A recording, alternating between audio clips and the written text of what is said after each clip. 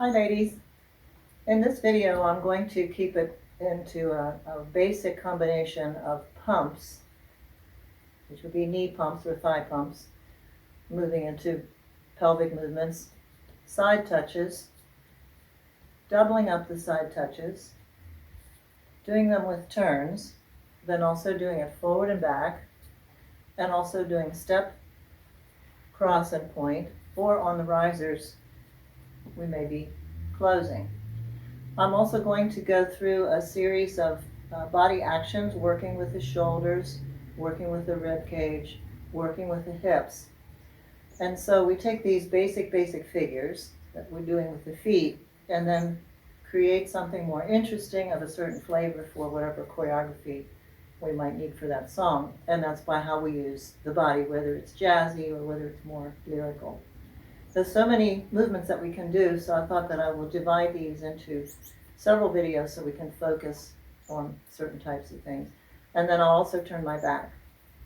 Now, some of the things will not be done ever on the risers. Obviously, we're not going to be doing these turns on risers, but you never know when you'll be called up for frontline duty. So it can happen to everyone. So be ready for the floor. We're also going to work with some knee lifts here, because that simple weight change of stepping and touching could work into lifting or kicking or pointing across. So let's first go through some body movements, and I will explain a little bit on this video where we have no music. We're going to work a little bit with the head movements. Be careful when you're nodding the head that you don't ever go back into anything extreme in the back of the neck. So if we're doing a movement like this is mostly in the front. If we're just warming up the neck, we're never going to go into an extreme there. So what we're going to do with the head, we're going to do those little nods from one side to the other. We're just bringing the head down on the pulse of the music. Now you can see I'm already pulsing in the body, because for me to stand here and do this doesn't really feel natural or organic. So everything that we do in our singing or dancing, whatever it is, should really be organic. The whole body is involved. So I'm going to get that little pulse going. Now the pulse is simply letting the thighs move forward. It's not bending into the knees and sitting down. It's forward with the thighs. And I'm not really doing any kind of rhythmical movement right now in the torso. Many times that's more difficult for singing to do that, but we will do that so that you can get your body in that kind of shape. Just pumping and then letting the head nod on the beat. Nice and easy. Then we're going to take the head from left to right. Again, I'm not going for any extreme movements. A little bit of a warm-up, but it could also be done with a movement of the feet. Now we'll go to the shoulders, and what we're going to do is roll one shoulder and then the other. Randolph is here to help me today. Again, you can see almost naturally allow my knees to follow what my shoulders are doing. Now we'll reverse that, one shoulder and then the other. And then we'll take both shoulders. So you may relax into the knees as you're doing the shoulder rolls, as the shoulders come down and come down. Then we'll reverse that. Relax into the knees. You don't really need to turn around on this. It's easy to follow along. Now I'm going to do something more difficult. I am going to show the shoulder shimmy. Not everyone can do a shoulder shimmy, but if you practice it, you can. And if they're very small, you can also vocalize when you do them. In any case, it will be a good exercise for loosening up the body. And there are times in songs where there are pauses. So if someone could shimmy a little bit like that, even if it's just the front row people, this will be a great addition to any choreography. Basically, what a shoulder shimmy is it's pushing one shoulder forward while the other shoulder is pushed back. I'm putting my arms out to the side because it's much easier if you're pressing away towards the wall when you do this. One forward, one back, one forward, one back, one forward, one back, one forward, one back. If I do that from the back, alternate the shoulders and speed it up.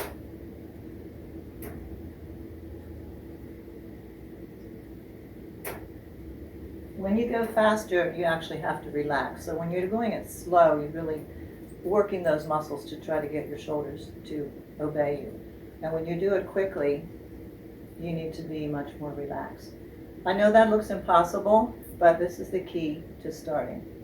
So I will put that in when I do a little routine with the music, and then you just do what you can do. You all know what your own levels are. So if I'm doing a fast shimmy like this, you could just do a very slow shoulder pump. Let's move on to the rib cage now. And again, there might be just a movement where we might like to lift the rib cage for a single beat, or lift and drop the rib cage in a pulse like that for just one beat. You have to always be aware that we're vocalizing also, but there are pauses in the music, and those are great places to accent with a chest pop. So let's do a little bit of chest popping.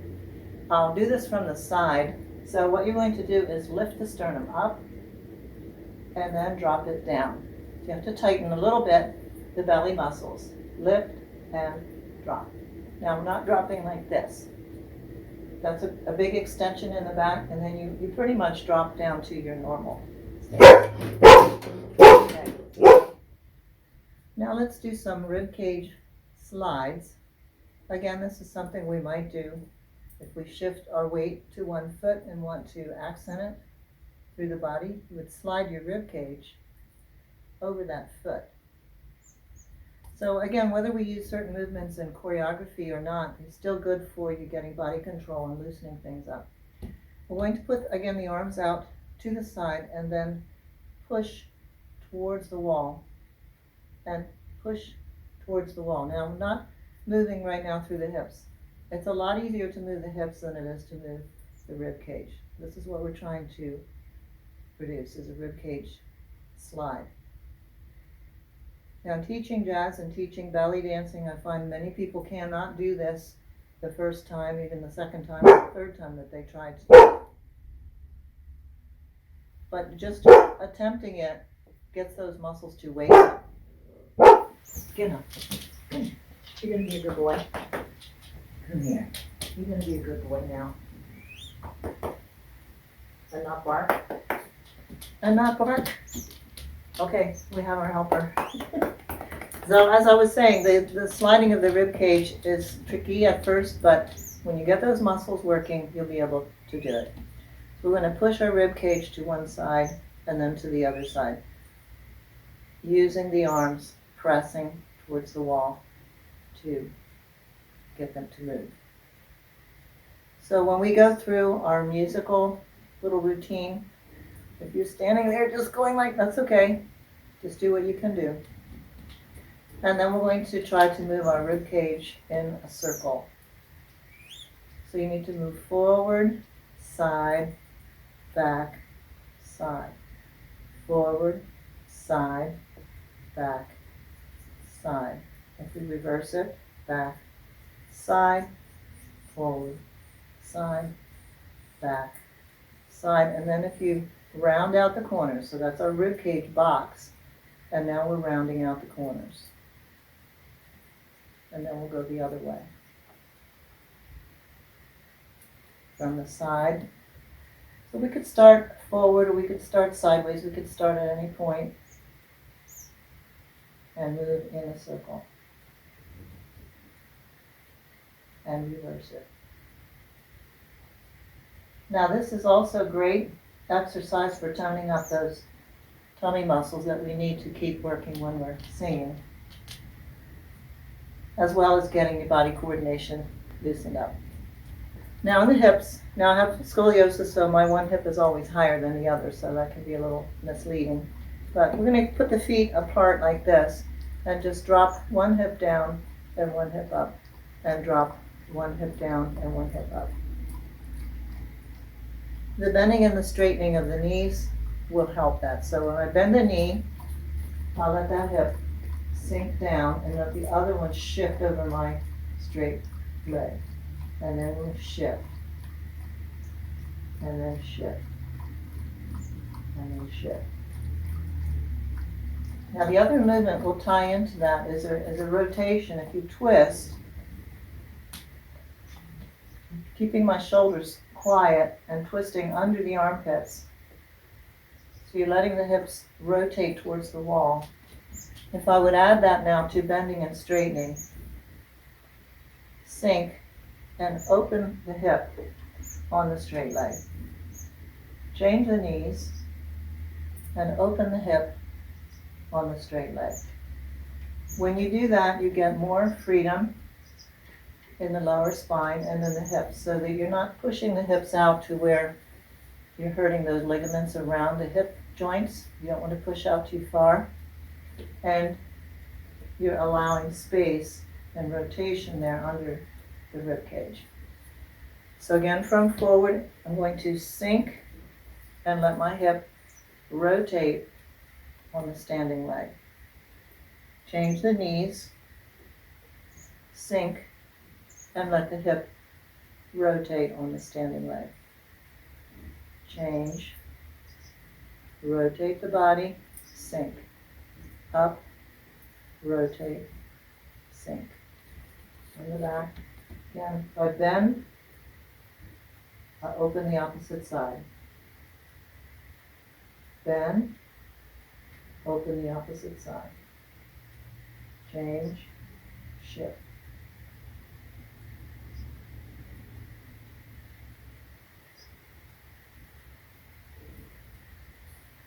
Now if we do a double bend, go down, come part way up, and go down again, you'll get a double pulse on one hip.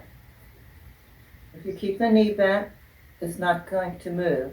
If you take it all the way straight, it can be too wobbly. So you sink, you come up maybe a third of the way and drop again. And you'll get a double or a triple pump on that hip, just pumping.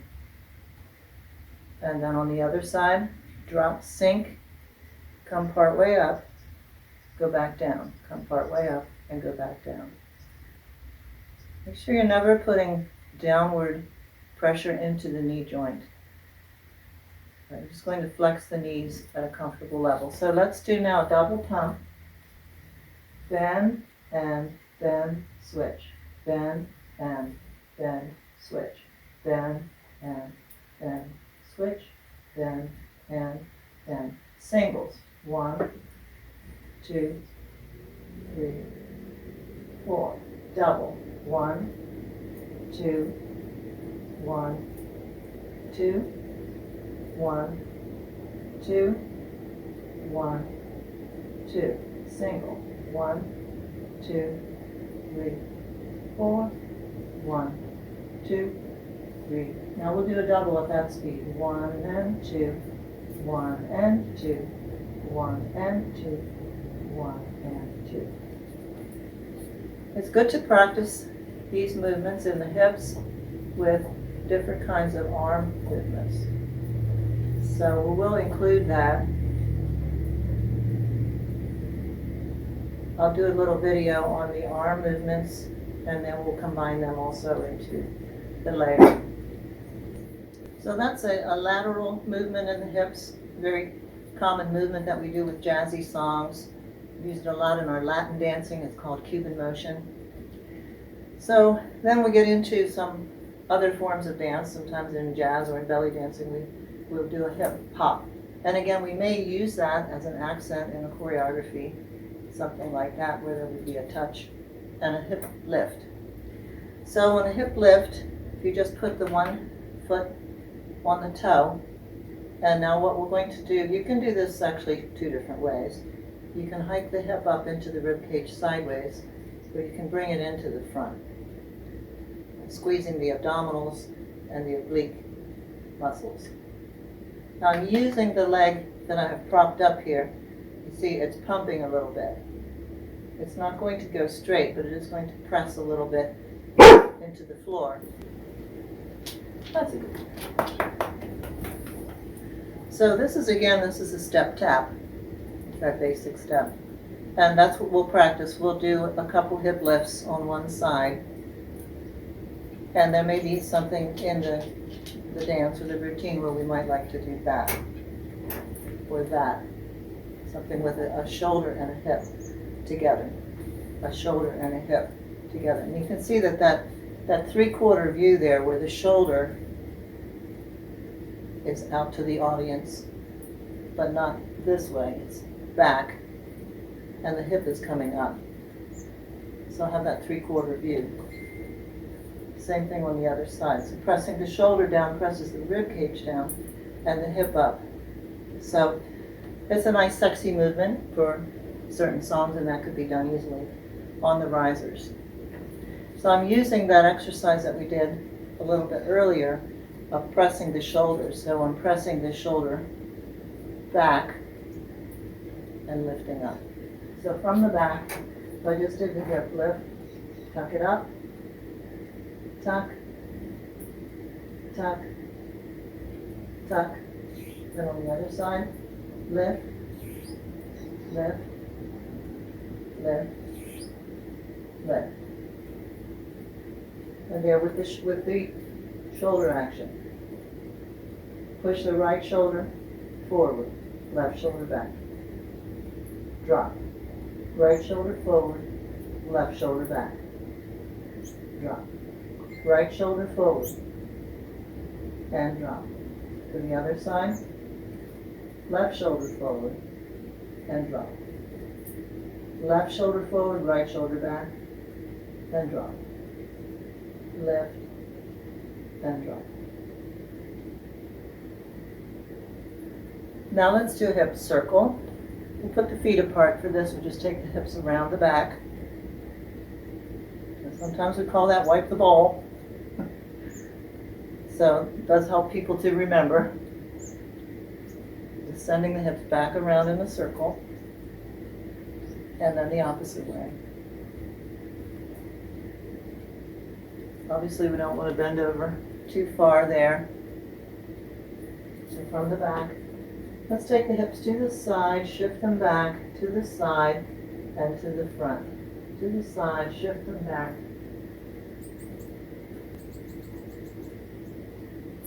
And then the opposite way.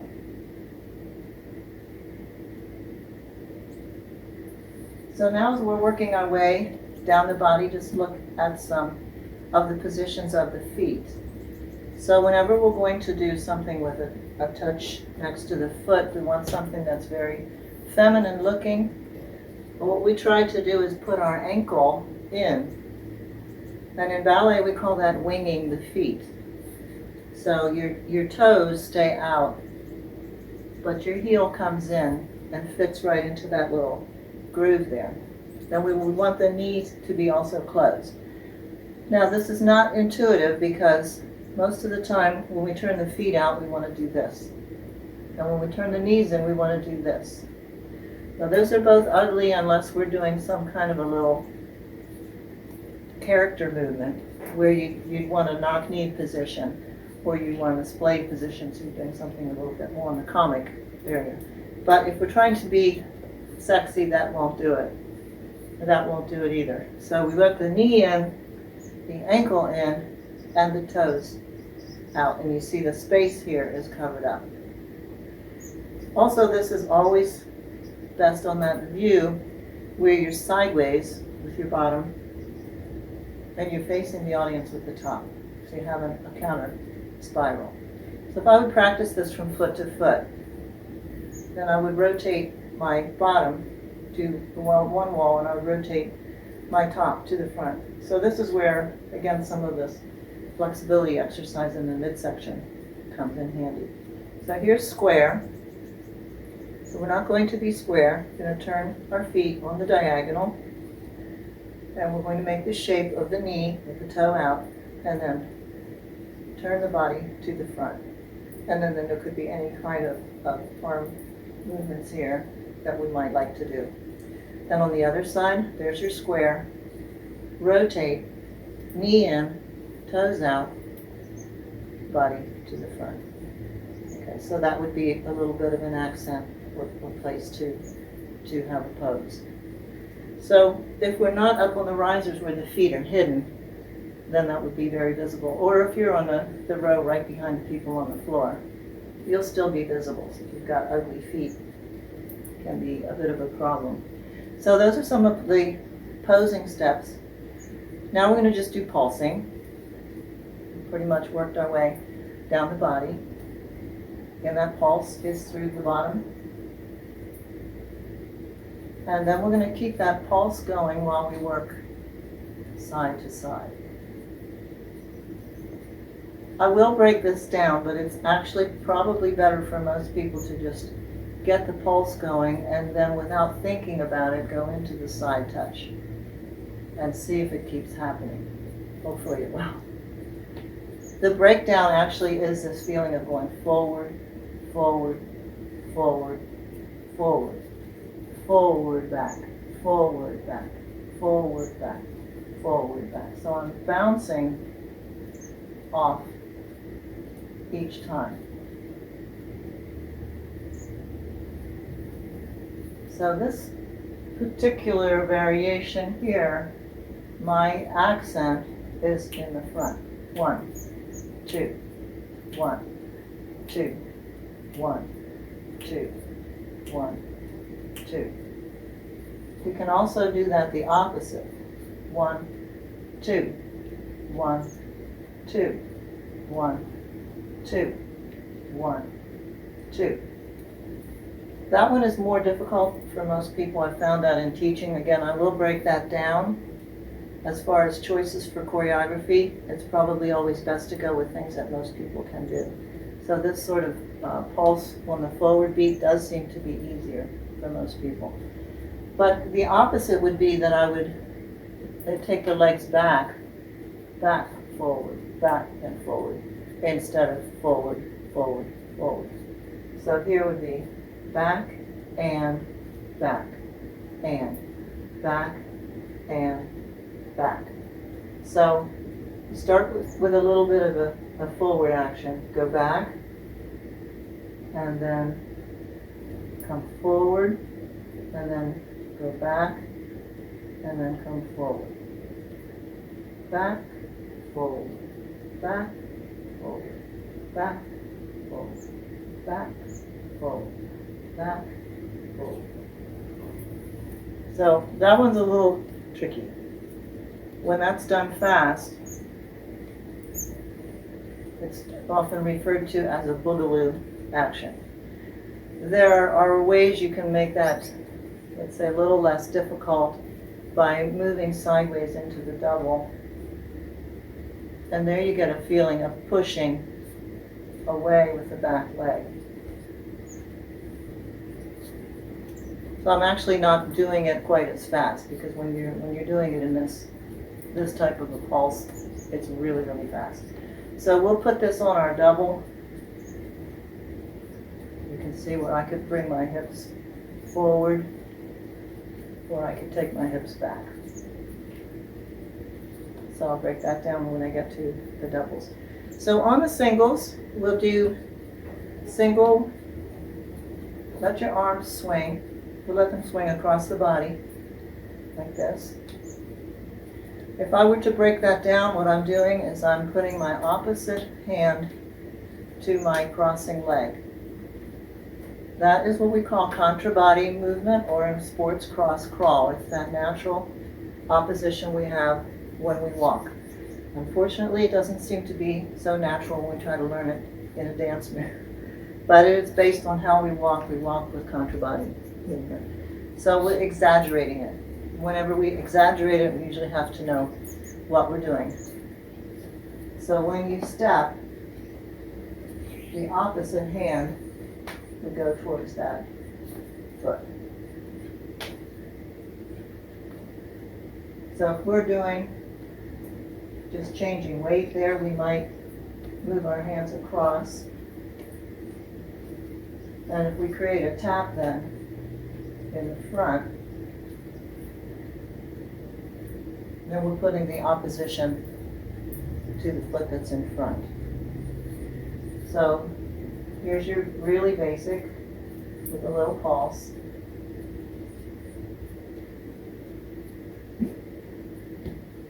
Now the reason that's natural is not because I'm trying to artificially put an arm to an opposite leg, but our body naturally balances itself by wanting to turn our upper body or rib cage towards that leg, and because the arms are attached to the upper torso, that's why they're moving that way. So again, if I'm doing my steps like this, just trying to remember what hand to put out, is going to be very artificial. So how do we make that real or organic? It's understanding that our rib cage wants to naturally counterbalance the swing of the loose leg. Since my arm is attached, that's where it goes. And that can then be developed too. Taking the arms up and down.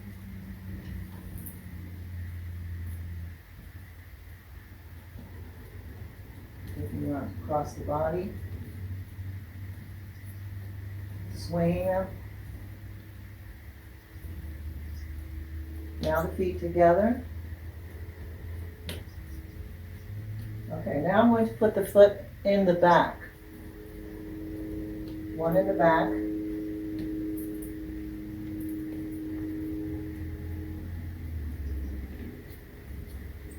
Okay, you can see again that I have my hand towards the leg that's in front.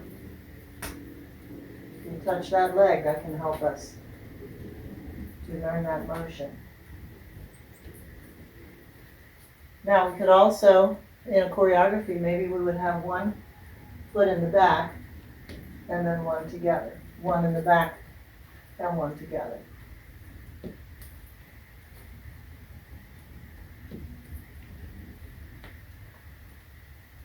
If we reverse that,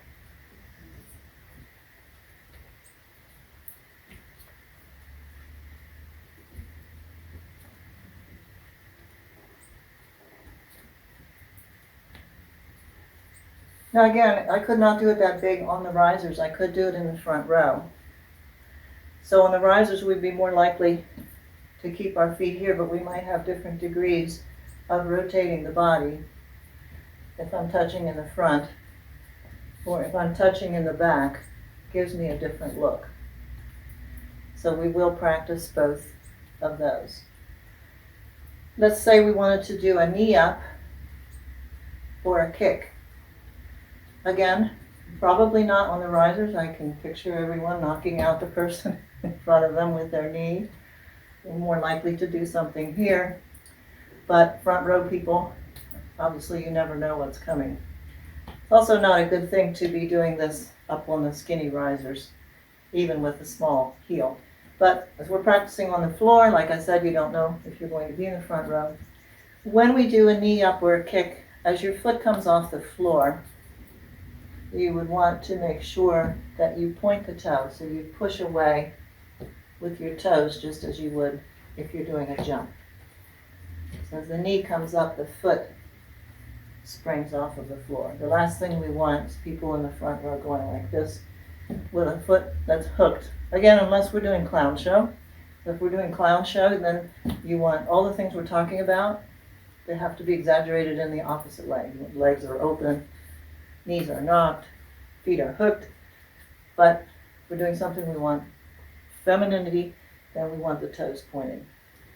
So we're going to do a step tap with a knee up. Again, this might be one touch and one knee up, one touch and one knee up, different ways it could go into the choreography. Again, for practicing the opposition, you can go ahead and slap your leg with the opposite hand. Each time that my foot comes up, I'm springing from the toes and I'm letting the leg climb up the other leg. So what you're trying to do there is keep the foot from hanging out behind you like that. Draw it up. Draw it up. Draw it up.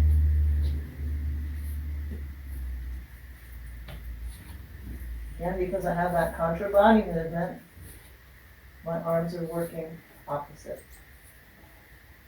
If we need to do a kick, is from the knee and then the shin. So again, you're not going to do the soccer ball unless you're doing comedy, which of course could be doing that, but we want to be aware of how our body gestures reflect the character of what we're doing. Right, Gandalf? That's a good boy. Loves to look out the window. Okay, so a low kick there, or a higher kick there. Of course, if you're in front row, those kicks have to match unless you're doing comedy. So, there, and there, and there. Now doubling up, it's the side together side.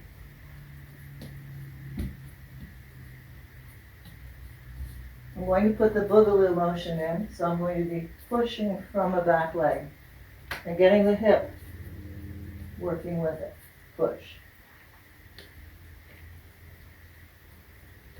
Now we could do all of these kinds of movements.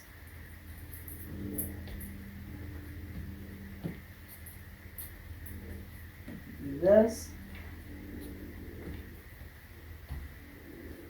Push up.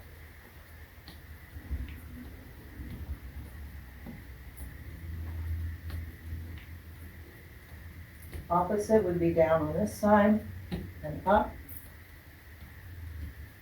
down, up. So maybe we do something funny with that. We could do the chicken with that.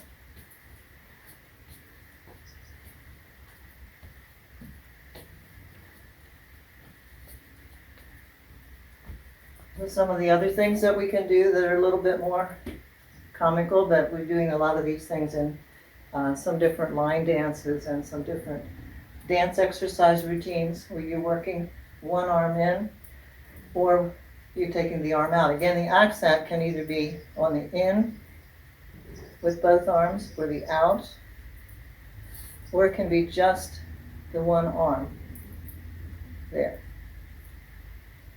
So I might be doing my side together, side, and changing the arms. So it could be out, out, out, out, out, out, out, out. I'm also adding a little bit of a pulse on that one. So let's break that down. You put the arms out like this. I'll do this sideways. So you're pumping, in this case, back, back, back, back, back, back, back.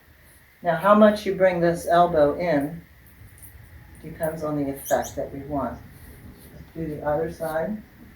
Out, out, out, out. So now if I want the accent coming in, you bring the elbow in towards the way you're moving. Bring the elbow in the direction that you're moving. Pump, pump, pump, pump, pump, pump, pump, pump. Again, that might be a little bit difficult coordination, but a fun little movement to do. And there is room there on the risers that we could use something like that. Right, buddy? I don't know if you can hear him snoring. Okay, so we've done the pumps. We've worked with the head, we've worked with the shoulders, we've worked with the rib cage, the hips, the ankles and feet, kicks and touches. We've worked with the side taps, we've worked with the double side taps. Endless things that we can do with our arms. I've done a few combinations, and I will put those in our little routine. So the one other thing that I wanted to do was forward and back and then turning. Again, the forward and back touch we would not be able to do on the risers. It's more likely we might do something very small with a little bit of a rocking motion, and it could be very big for the people in the front row. And that could also go into kick front and kick back, which is the basis of Charleston. So let's go over that. Let's start this time with the left foot forward and back, touch, forward, touch, back, touch. Then instead of touching, you kick to the back, to the front, to the back, to the front. And I'll put a little bit more energy into it. And once again, I'm putting my opposite arm in the front. Best thing to do, start in the front, and then don't think too hard. See if it just happens for you. We'll do it now on the other side, and then I'll also do up and down, and I'll put, in this case, I'll put some jazz hands into it. So many things that you could do. You can't really cover everything, but we'll use that. So let's do right, touch, left, touch, right, touch, left, touch. And as we start to kick, we're getting that contra body movement going again.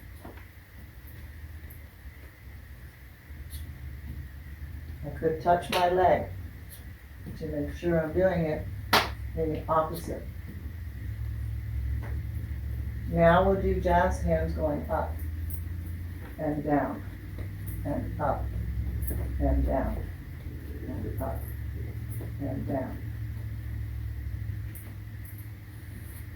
The last thing we'll do on this video, again there's many things that we can do, but I won't put them all in one video, it's just too overwhelming, is to do the turn, sometimes called 3-point turn.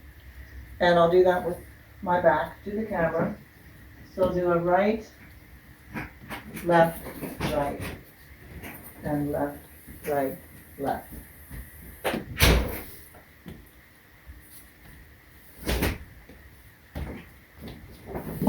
Gandalf is going to see Daddy. Hi. Okay, so I'll put all that to music.